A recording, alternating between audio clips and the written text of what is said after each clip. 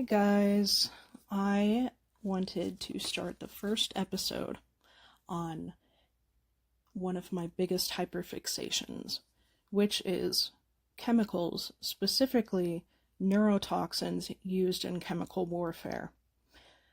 So let's dive into the weird, interesting, and unusual. According to the Oxford Dictionary, neurotoxins are a poison which acts on the nervous system. There are different entry methods, which there's mainly three: inhalation, consumption, and absorption. Symptoms can vary with these it's a weapon, chemical warfare. Different nuclear bombs, like the ones dropped in Nagasaki and Hiroshima, those were neurotoxins that were used. The symptoms vary, but universal signs usually present confusion, difficulty concentrating, memory loss, headache, nausea and vomiting, fatigue, numbness, loss of coordination, speech difficulties, vision problems, and muscle weakness. The more aggressive toxins have symptoms like seizures, loss of consciousness, trouble breathing, extreme changes in temperature, extreme muscle fatigue, and psychosis. What a lot of people don't know with different chemical weapons is a lot of the time they are using neurotoxins that are man-made but added with natural neurotoxins. So usually you would think of like a poison dart frog, venomous snake, stuff like that. That's a neurotoxin. It shuts your system down and you can die, or it heavily affects you. There's mercury is a popular one that's made on Earth, just in nature. It's super weird. It's interesting. There's over, I think, 1,000 just on this earth, but then there are different, I'm trying to think of the word. There are different types, different categories, how they affect you. There's different ones that, cause blisters. They cause inhalation problems, or they can cause cancer, like lead. That's another one that can do that. My grandparents, they were in World War II, and something I found really interesting was that they were inhaling lead in asbestos, and now they have non-Hodgkin's lymphoma. So yeah, a lot of things neurotoxins can do that are awful. Some of the history, most people think that you think of the early 1900s, 1914, World War I, which is where they started making man-made ones. And it's genuinely terrifying. Because when I think about it,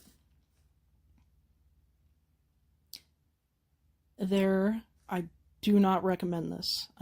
There are videos on YouTube, and they are for historical purpose. That's why it's allowed on there.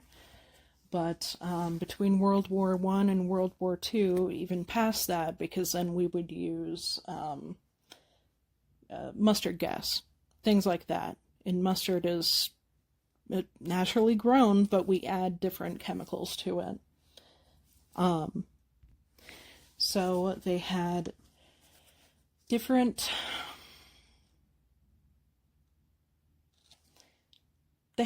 experiments that they did on animals, as unfortunate as that sounds. And it wasn't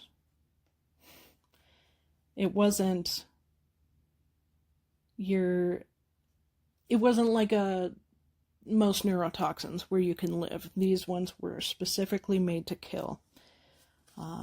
There's a YouTube video. Again, I highly recommend you don't watch it because it is incredibly upsetting.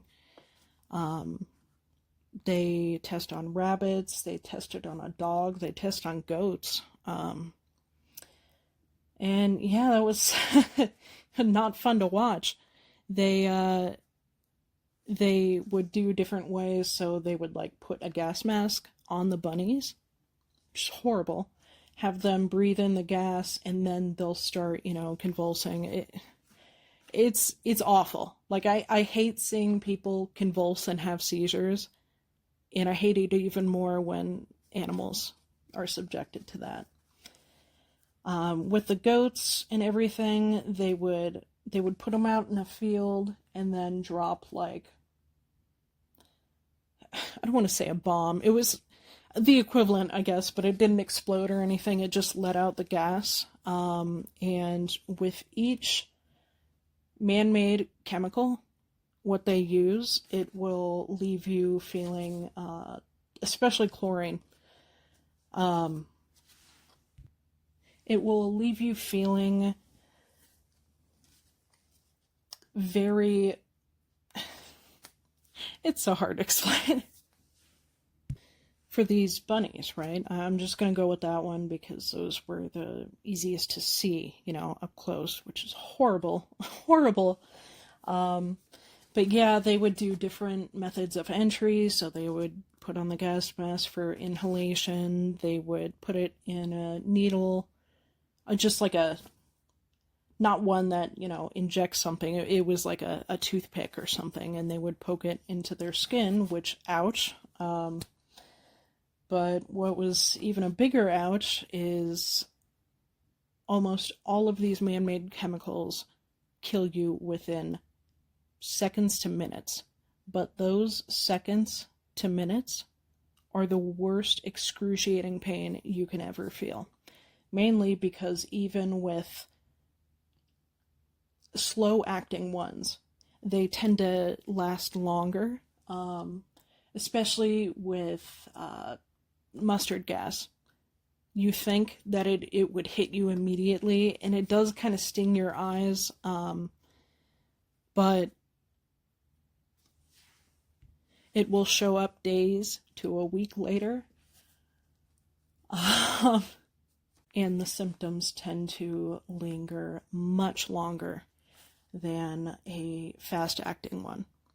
Most of them, with mustard gas, that's mainly earth, although we did add, I believe, phosgene or chlorine. Those were very popular in making these weapons, these bombs, just anything. And it was very heavily used in World War I and then World War II, but the Vietnam War as well. Just very heavily used, except in the Vietnam War,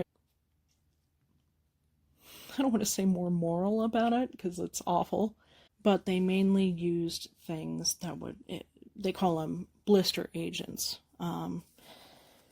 neurotoxin agents, stuff like that, different chemicals, different ways to make it, things like that. But they went for they went for pain more than anything.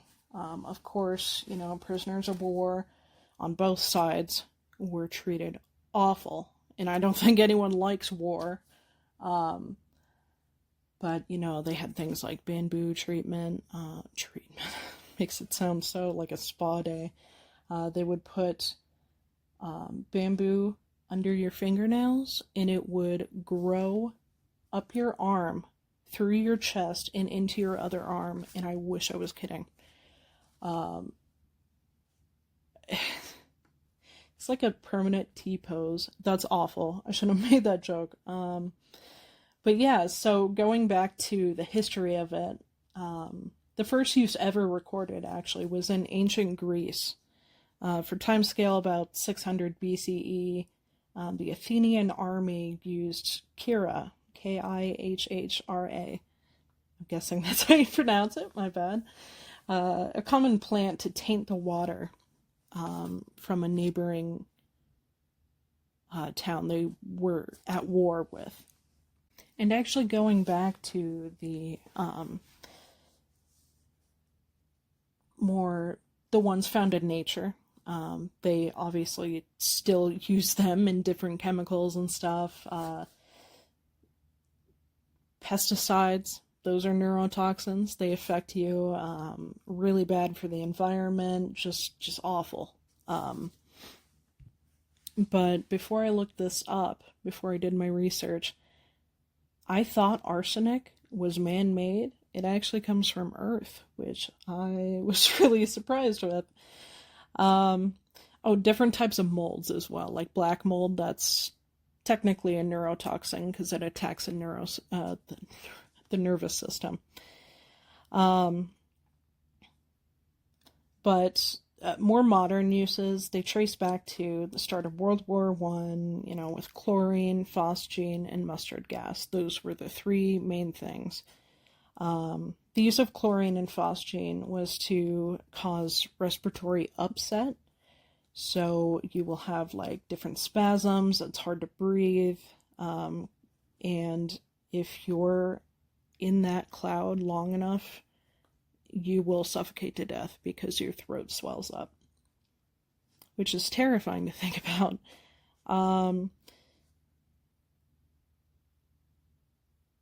Sorry. On the other hand, though, mustard gas was created as an irritant, a blister agent. While chlorine and phosgene affect breathing, so does mustard gas, with the addition of blistering in the lungs, nose, throat, and skin. How awful must that be?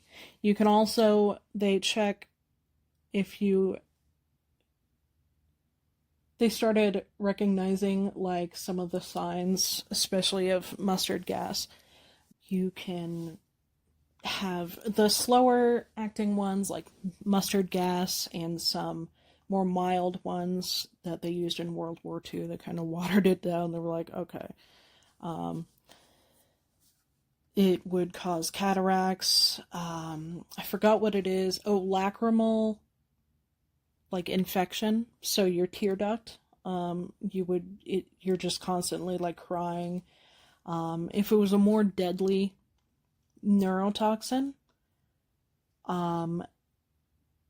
you definitely have to, if it's deadly, I mean, there's no point, unfortunately. But the symptoms would last much longer, up to a couple weeks, which is awful because if you've ever had a blister from touching the stove, it's like that, but worse. You start getting these gross lesions all over you, your skin hurts, kind of in the same way of people who experience radiation poisoning, which it also affects you in different ways. These neurotoxins, any of them, can negatively affect you in the long run with conditions like Alzheimer's, Parkinson's, ALS, or even death. And weirdly enough, you'd think mustard gas would be, the way to go because it causes more pain, unfortunately. So would chlorine. I don't know if you guys have ever had chlorine accidentally spill on your hand. It burns. It burns so bad. And you have to go and like scrub it off. That's what they have to do if you have like a less severe case. They'll like scrub you down and make you take a very thorough shower. They'll flush out your eyes just to get everything. And it also depends on how long they're affected with it. If they're at the hospital and, this wouldn't happen. If they were like down the block from a hospital, you'd be fine. But if you were like 5 or 6 blocks away, you will either be dead or suffering a lot of painful disorders for the rest of your life, which is a terrifying thought. It's even more terrifying. They still use neurotoxins to this day.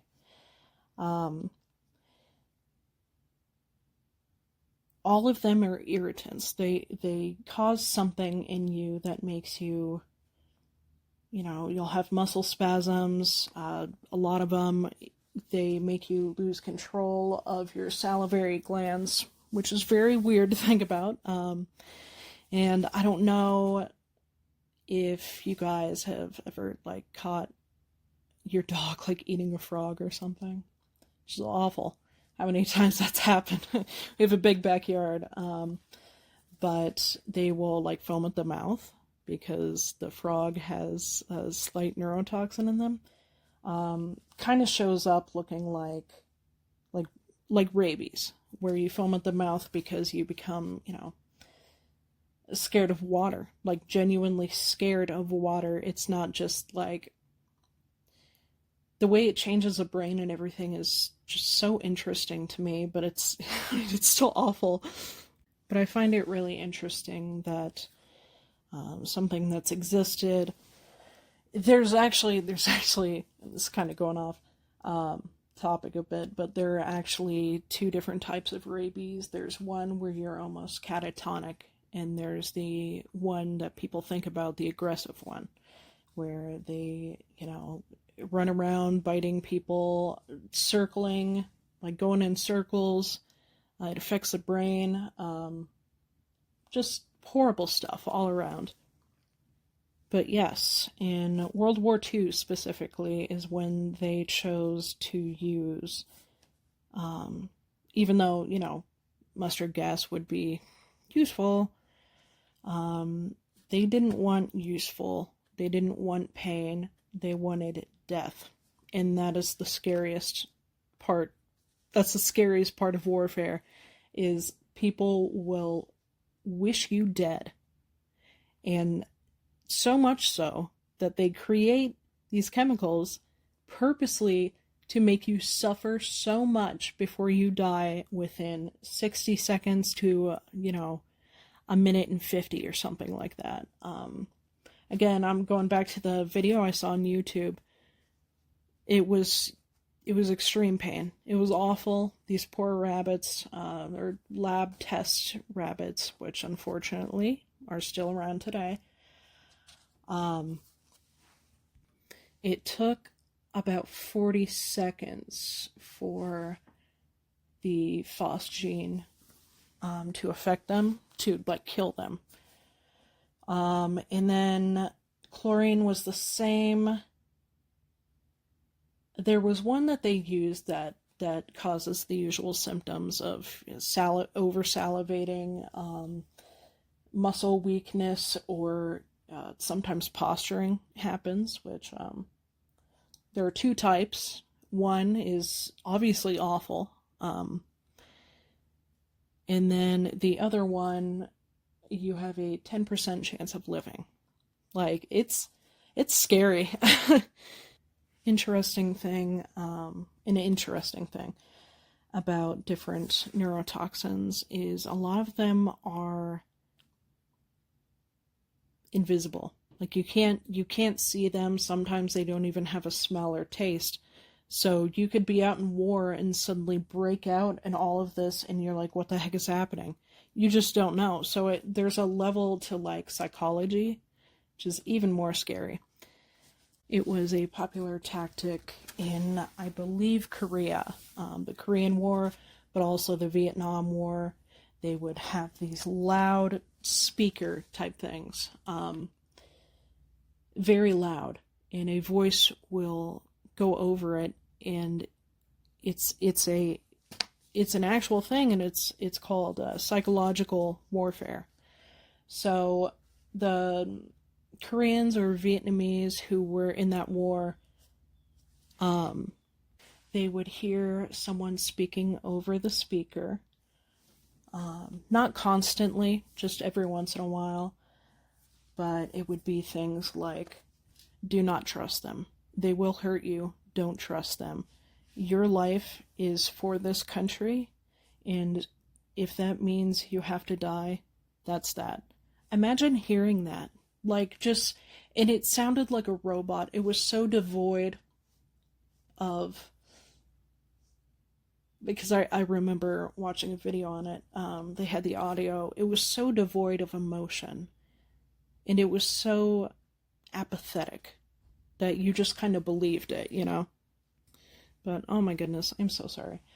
I have ADHD, so I'm autistic and ADHD.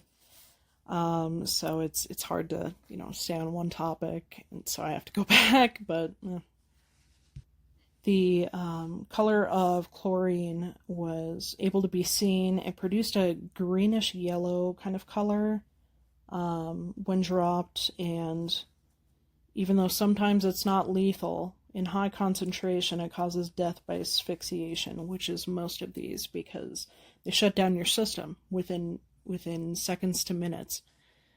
And it's truly scary to see, because usually when you think of different neurotoxins or radiation poisoning, you assume that it wouldn't be that bad. It would sting, and you'd think of it like pepper spray, but it genuinely causes so much blistering in your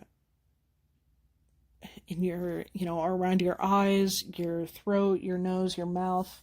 Any exposed part of you will begin, screaming in pain, and you will develop so many blisters that you physically cannot breathe. There was also Agent Orange, which was more, I believe it was a pesticide mixed with like man-made chemicals and stuff, like different ways to make it, which is what I think is very interesting, because over history they used the same, ingredients, but they developed the toxins to be more potent, to be more deadly, to be more painful, which is a terrifying thought. War is scary, but when you really think about the psychology behind it, it's somehow even scarier. But with Agent Orange, it wasn't your typical neurotoxin where you over salivate. It actually strips your mucus lining, and every swallow, every breath of air through your mouth and nose, and going down your throat, burned and hurt so bad, because you need that mucus lining. If you've ever had severe dry mouth where it's like hard to swallow stuff, it was like that, but worse, like way worse. But with phosgene, the toxicity was 6 times more potent than chlorine or mustard gas. It made it extremely useful in chemical warfare, and so they started developing them and different ways to deploy them, like bombs, grenades, anything they could make to make not only the soldiers suffer, but the parents, the women, the kids. It was awful. It was. And that's kind of a clarification I want to make. Just because I find this interesting doesn't mean I condone any of this. This is just an interest of mine. I like to research it, but I'm not going to go out and create these. But there were obviously a lot of big historical events. And even though I'm talking about neurotoxins, man-made or natural, for these historical events, they're all man-made. And of course, the first use on a war type scale, like massive, man-made, on a war size scale, is World War I, mainly when the French used tear gas in grenades. Tear gas is another one. Against the Germans, they put tear gas in grenades and, threw them at Germans. And in retaliation, Germany developed and deployed straight chlorine gas, just straight up. It was like 100%. The more the concentration is, the more painful it is to die, obviously. But you also die quicker, but it levels up your pain. I can't even imagine that, having your it would just be horrible. The way it affects you, you can have organ damage, you can have, even if you do survive, you can have lifelong complications. Yeah, and like within World War One, within a year in World War One, both of these took place. So that should tell you how fast and easy it is to make these. And after that, each side, allies,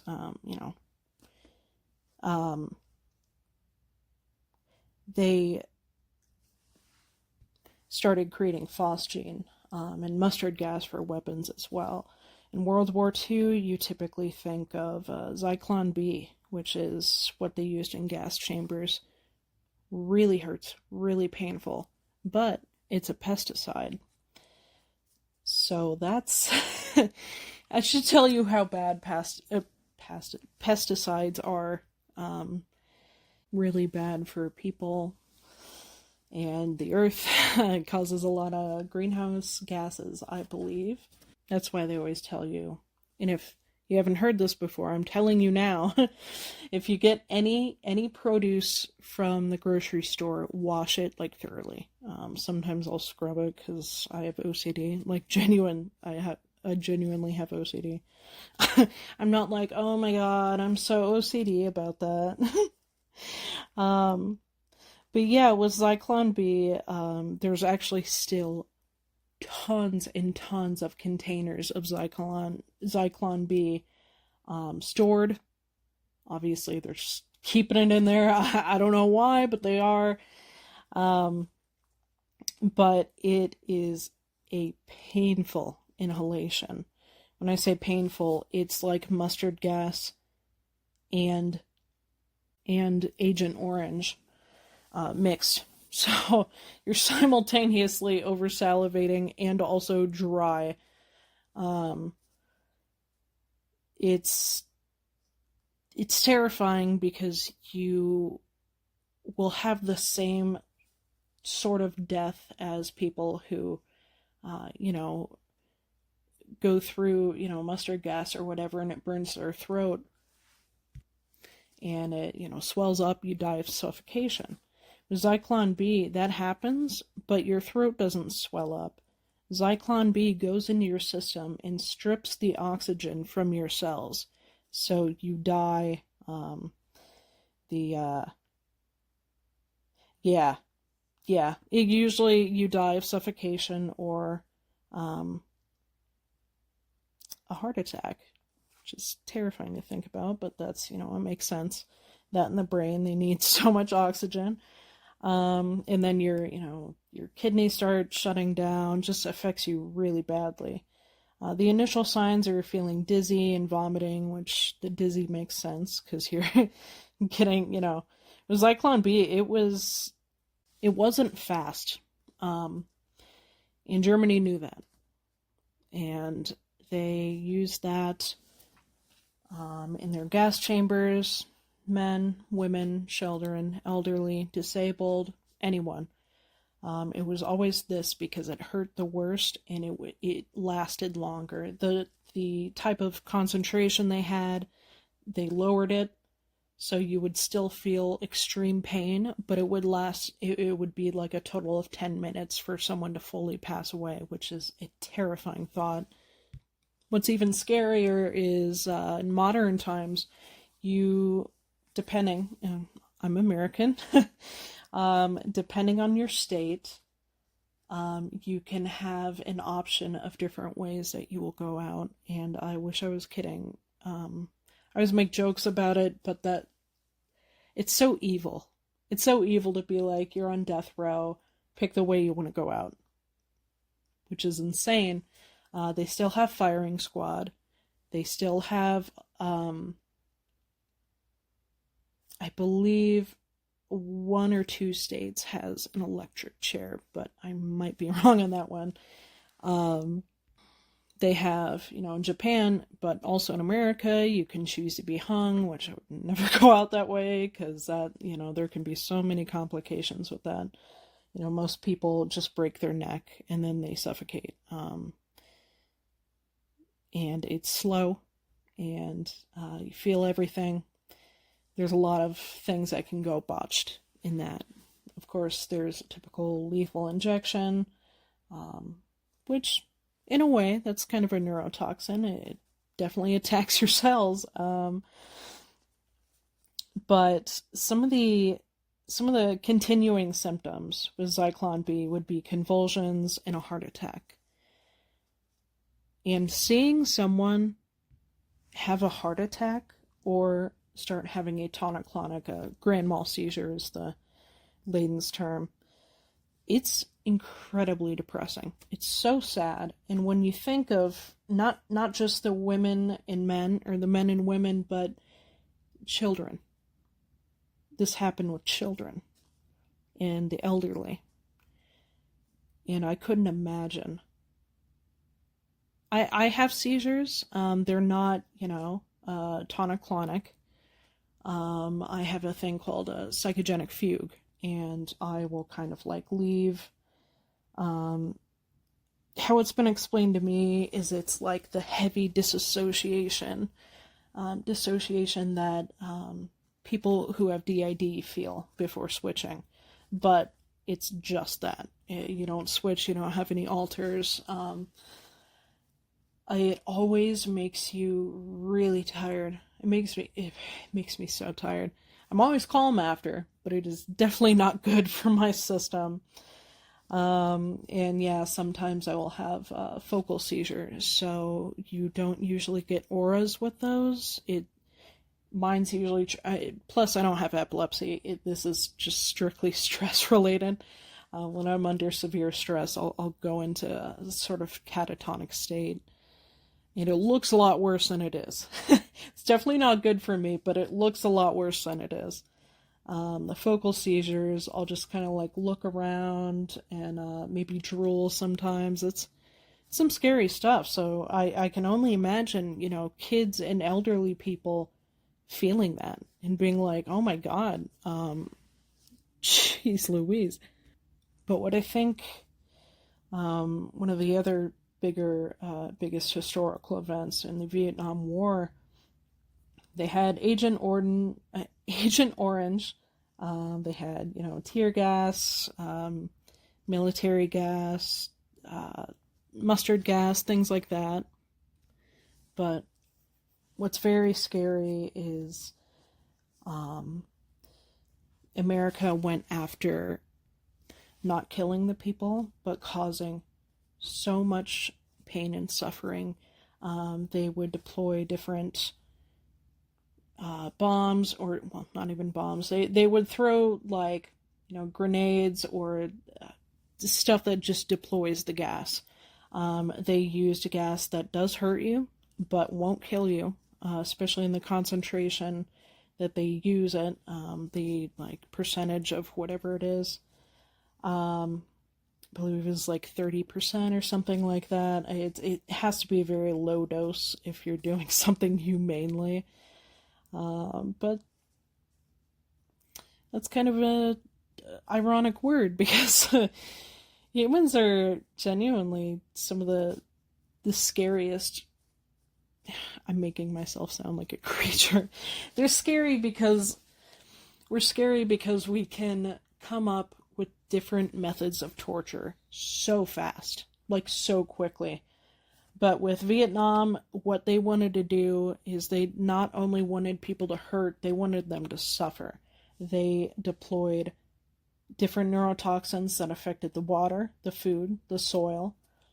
They would use different gases to eliminate forest cover, would take out a bunch of bamboo trees because that was one huge advantage that in the Vietnam War, the Vietnamese, army, they knew that place so well. They knew their way around the forest, which is impressive because if you see bamboo, it's almost impossible to like move between them because they're so like densely packed. It grows super tall really fast too.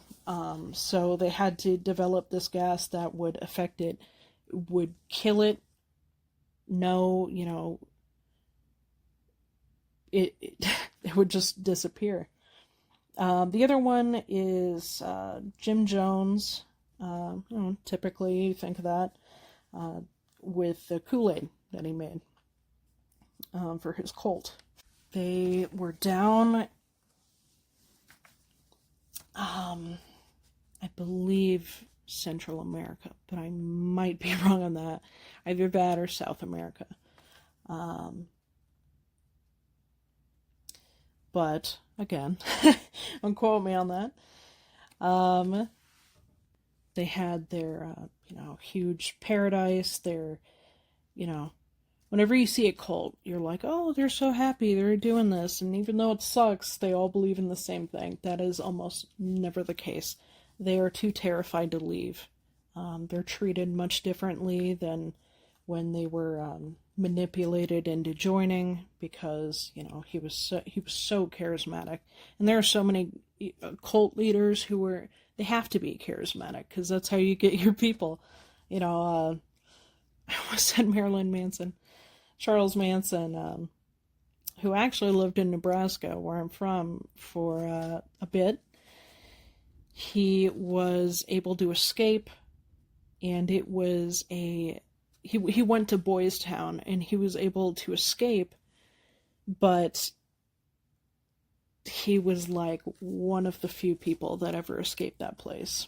And I can imagine it's because of him escaping. But with the Kool-Aid, they put cyanide in it, which cyanide can be like, there can be a man-made addition to it, but cyanide is also found in apple seeds, and cyanide's very painful to die from. So it's earthborn, but you can also it can also be man-made. But yeah, these, man, terrifying times. But thank you guys so much for watching, and I will upload another episode after this one. Bye.